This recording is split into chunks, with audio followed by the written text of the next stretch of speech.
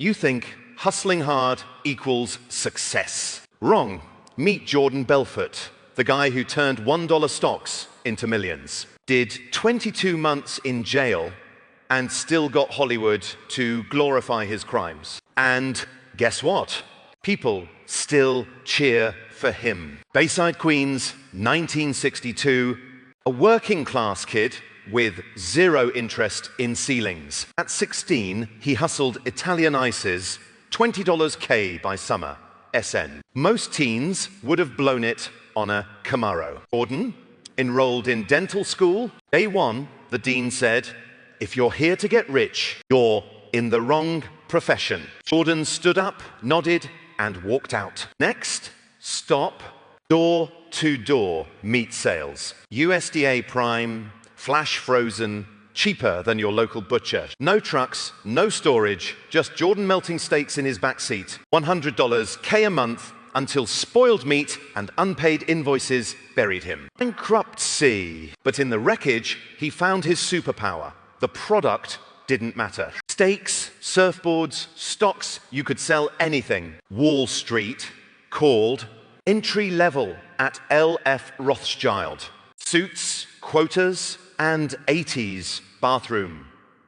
Stall cocaine. Then, Black Monday, 87. Market crashed. Jordan got fired. Others panicked. He saw gold, penny stocks, pink sheet garbage, 50% commissions. No fancy degree needed.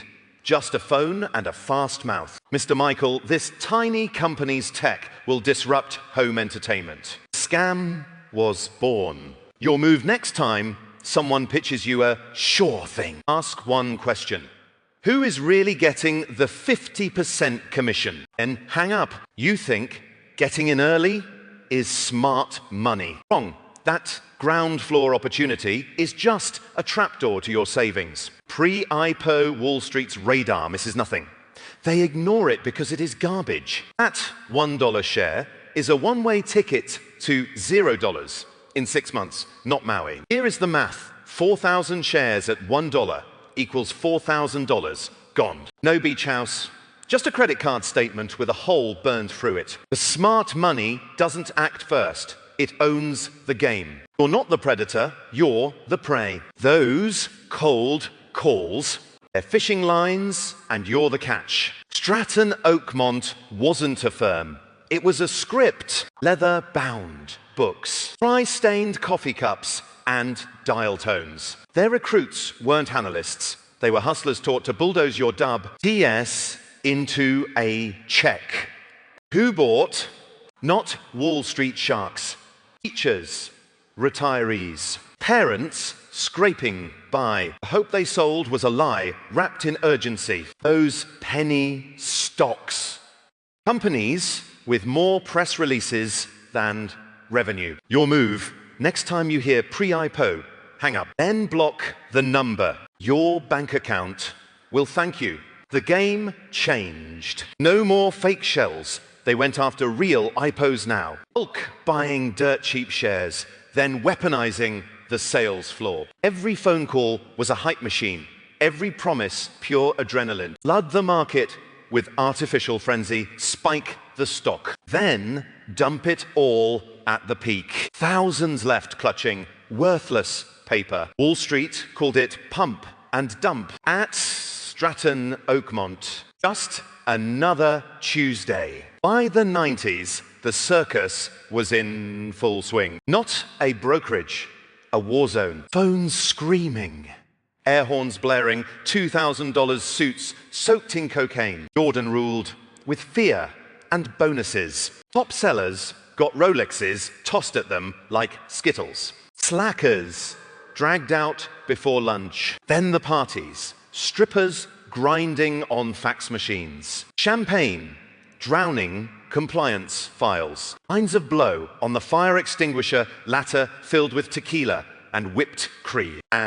Cult had a leader, a helicopter, a yacht named Naomi, mansions, Lambos, the whole charade, all while preaching the gospel, win or you're garbage. On paper, Stratton was unstoppable, taking companies public, moving millions, dominating headlines. Reality, a house of cards. Their IPO playbook, overhype, oversell, exit before the crash.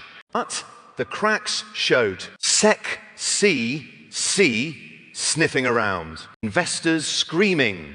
$7 to 30 cents overnight. Even brokers questioned pushing stocks with no revenue, no office, sometimes no phone.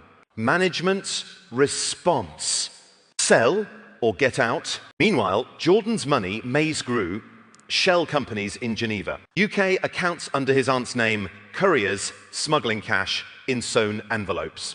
Here is your Monday morning move. Check your last hot stock tip against 3 T8s. Inges, revenue history, physical address, and a working customer service line. If any fail, walk away. No drama, no regrets. Wolves only win when you chase the dream instead of the facts. Jordan called it asset protection. The FBI called it laundering. Inside Stratton Oakmont, the party was turning ugly. Cocaine wasn't just for celebration anymore. It was fuel. Because slurred their words on downers, then snapped back to life with another line. One guy seized on the trading floor. Fights erupted over commission splits. At least 2 employees got dragged out by security after losing it. Jordan, he was coming apart faster than the firm. His wife found pills stuffed in couch cushions, syringes in the bathroom. He wrecked his Ferrari high on Quaaludes, toddler daughter in the passenger seat.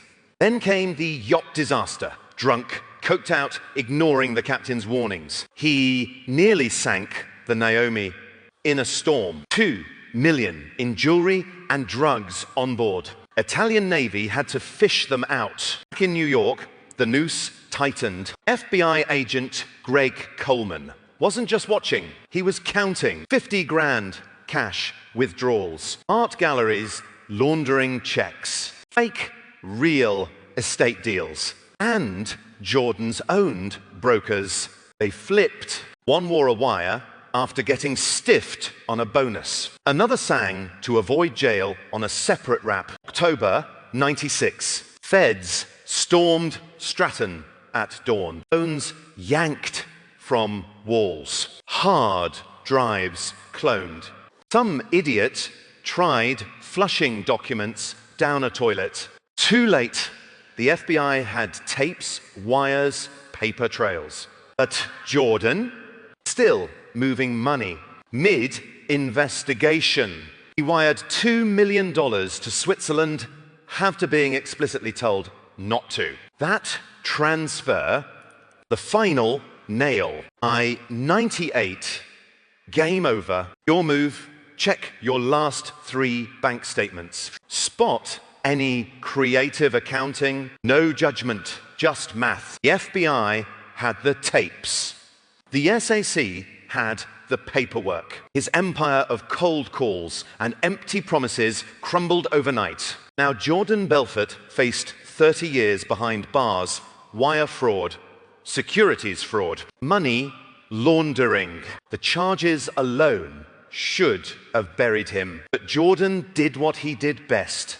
He flipped. Wore a wire, turned in over 30 employees, brokers, partners, even friends. Some joined Stratton Oakmont straight out of high school. They followed his playbook. Now they were paying for it, some serving more time than he ever would. Jordan, 22 months in a for minimum security facility. No fences, no cells. Guards didn't even carry guns. Mornings, tennis.